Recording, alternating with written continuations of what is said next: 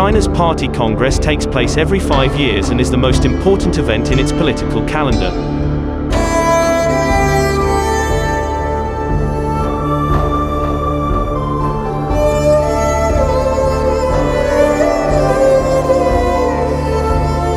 China is home to almost a fifth of the world's population.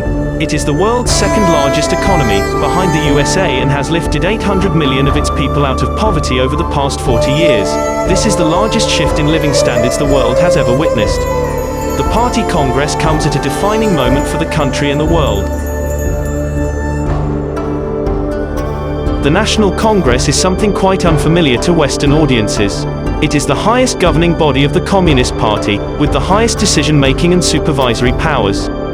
2,300 delegates elect the 400-member Central Committee, and top leadership positions will be appointed, critically the 25-member Politburo and 7-member Standing Committee.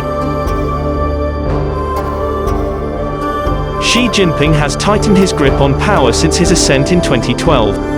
A common misconception is that as China developed, it would embrace a more liberal approach, but under Xi Jinping the country has become more authoritarian. Spooked by the collapse of the Soviet Union, Xi Jinping has put the party's ideology at the forefront of his policy direction, even if this is detriment to the country's economy. This is in contrast to his predecessors who put economics and growth first.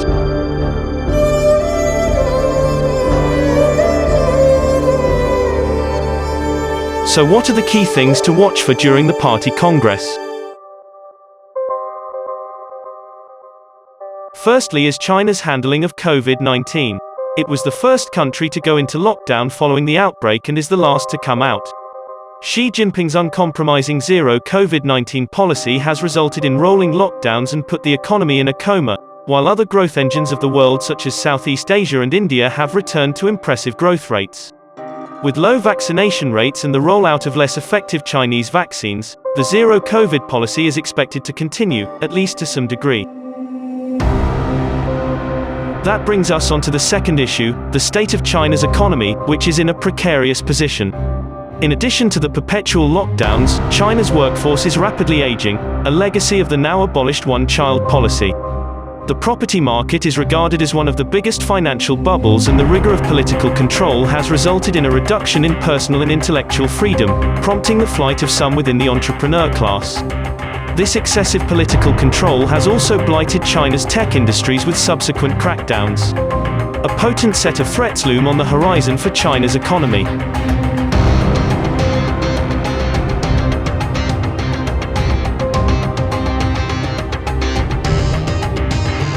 Finally, while China's economic policy turns increasingly inward, its foreign policy is increasingly defining how it views itself. A good deal of flashpoints exist around China's periphery.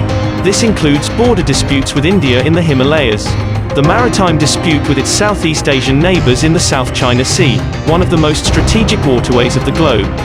And finally the status of Taiwan, with Xi Jinping pledging to never renounce the use of force to achieve the reunification with Taiwan. The Chinese Communist Party is departing away from its philosophy based on the proverb, "Hide our strength, bide our time." Beijing has a perception that Washington is executing a containment strategy against China's rise. This poses the question if the world's two largest militaries are on a collision course.